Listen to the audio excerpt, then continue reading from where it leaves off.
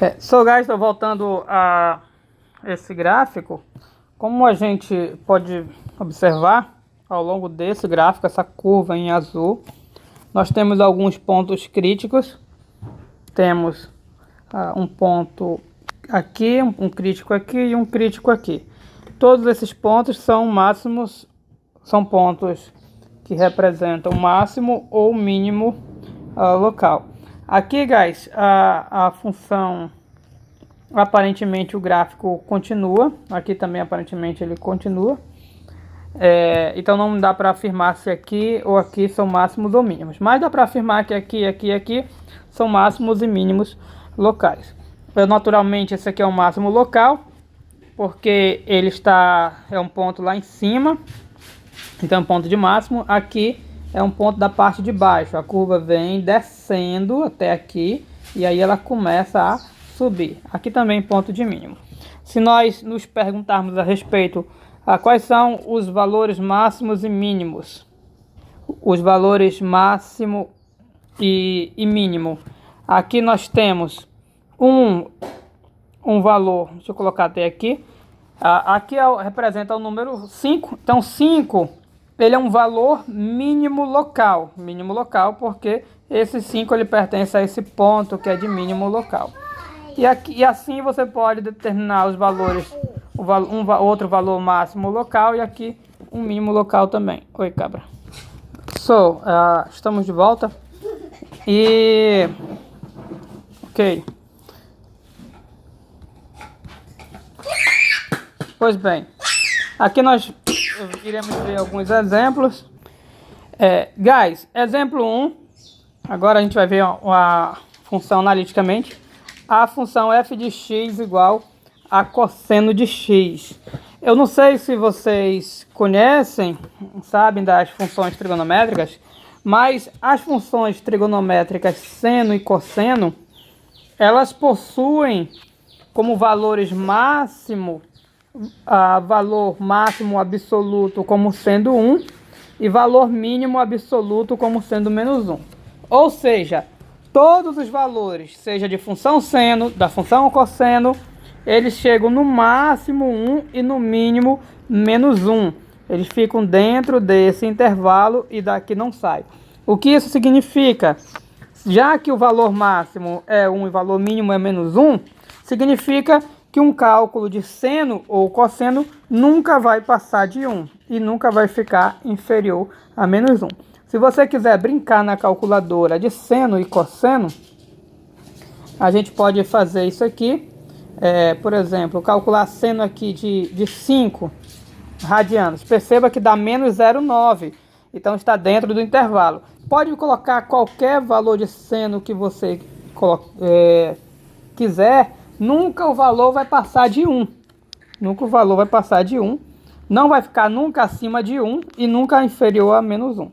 Ou seja, exceto por esses extremos, os valores de seno e cosseno sempre vão dar ou 0, alguma coisa ou menos 0, alguma coisa.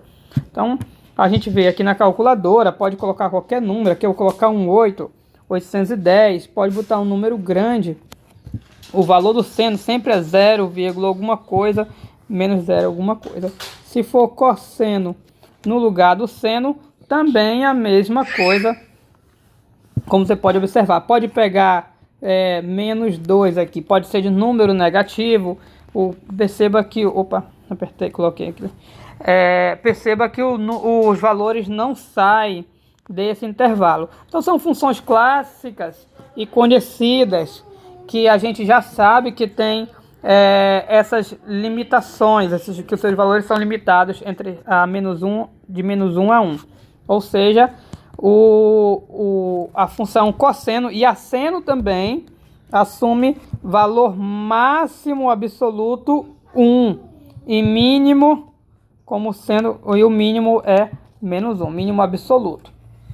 E a observação desse exemplo, guys, se você olhar, diz que assume seu valor máximo infinitas vezes. Por que infinitas vezes?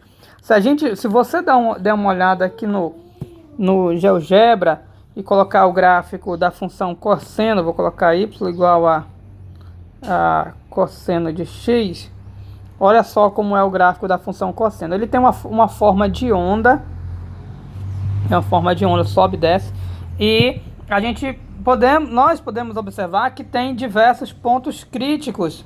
E veja que todos esses pontos críticos, todos os máximos estão a uma mesma altura e os mínimos estão a uma mesma altura. Além do mais, essa altura do máximo, perceba que é justamente o pico mais alto, ou seja, representa o máximo global. E é exatamente no 1, guys, eu posso dar um zoom aqui, esse pico e esse pico, veja que é no 1. Eu vou ampliar aqui para vocês. Cadê a ferramenta ampliar aqui? Para vocês verem aqui, é o número 1. Se eu ampliar só por zoom, esse 1 não vai aumentar, por isso que eu usei a lupa, ele não aumenta. Então, o que a gente observa?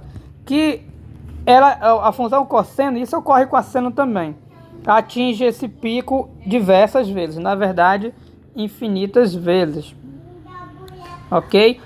Se você se perguntar se isso é característico das trigonométricas, não é, tá, guys?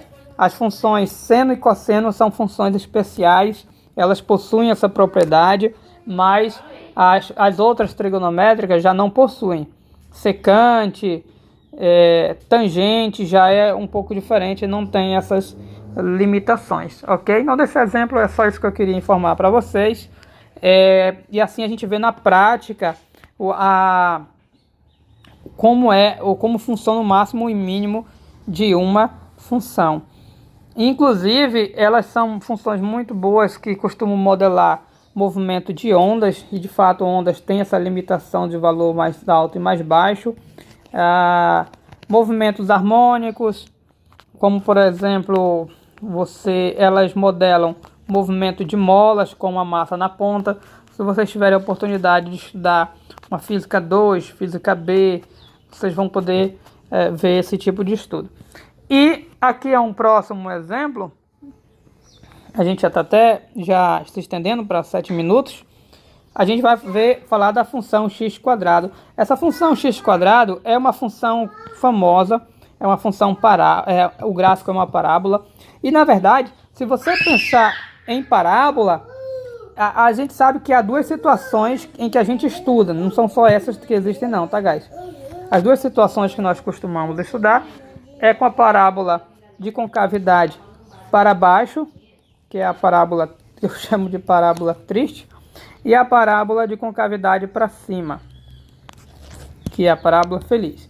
Essas parábolas, que são gráficos de funções de segundo grau, se você olhar com carinho, elas possuem um ponto de máximo ou mínimo. Essa de concavidade para baixo, ela tem um máximo global e essa aqui tem um mínimo local. Perceba que essa aqui tem mínimo local, ela não tem máximo, porque isso aqui se estende ao infinito e além, certo? E algo semelhante acontece com outra. Mas eu disse que tem outras parábolas, porque tem parábolas que não necessariamente são gráficos.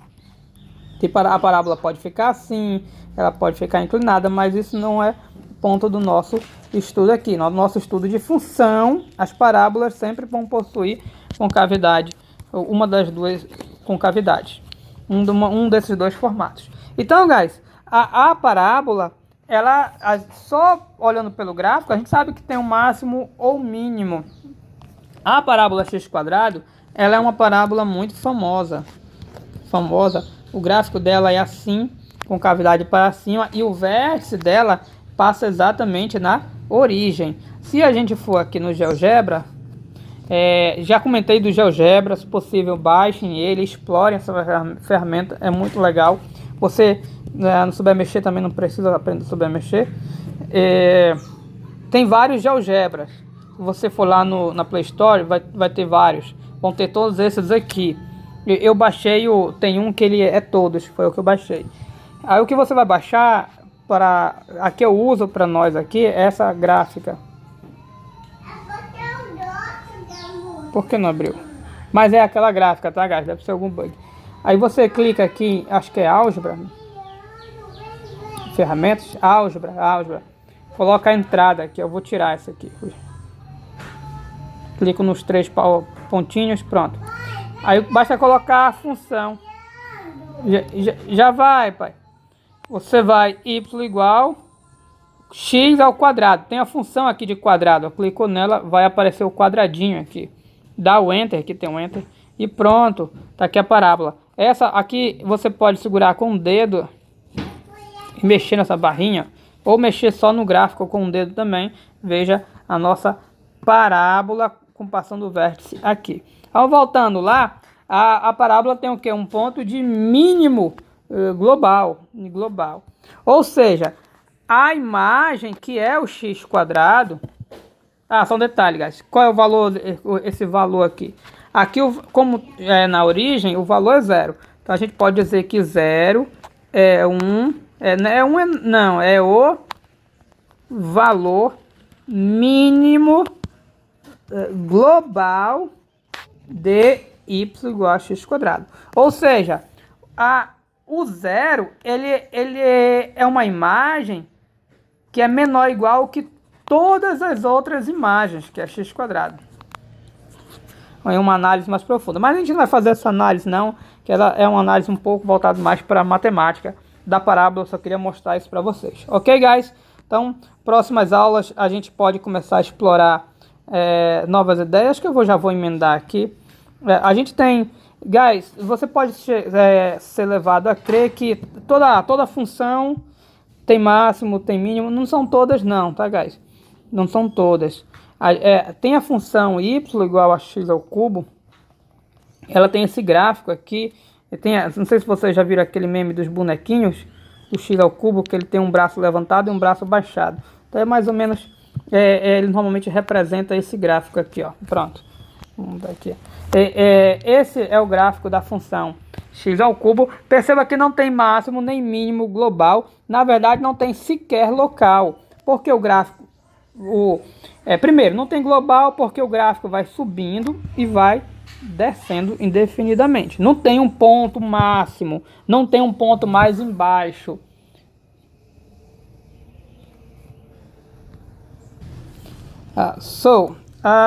E como a gente percebe, a nossa função não tem máximo, não tem mínimo local em nenhum lugar. Ok? Tem um ponto aqui que chama atenção, essa parte do gráfico, porque é como se o gráfico deitasse, guys. Isso acontece porque aqui a derivada é zero, ou seja, a tangente é horizontal, a tangente é exatamente o eixo x. E de fato, se você for calcular a derivada, é 3x quadrado. Quando você calcula a derivada no zero, é 3 vezes 0 ao quadrado, que é zero. Ou seja, a derivada no zero, que é no eixo x, vai dar quanto? Vai dar zero. Então aqui no eixo x tem tangente horizontal. Mas isso é só uma curiosidade. Então a função, o objetivo de mostrar esse gráfico para vocês é que você pode imaginar que todo gráfico tem máximo ou mínimo, mas não é todos que tem não. Também essas situações. Aqui a gente tem um bocado de coisa ainda para mostrar. Eu vou antes de finalizar o vídeo, vou apresentar esses. O que é o Weierstrass? Então, vamos finalizar esse vídeo. O próximo a gente vai falar do teorema de Weierstrass. Ok, guys? Aqui faltou um dia aqui, ó, de Weierstrass. Então, até. Thanks.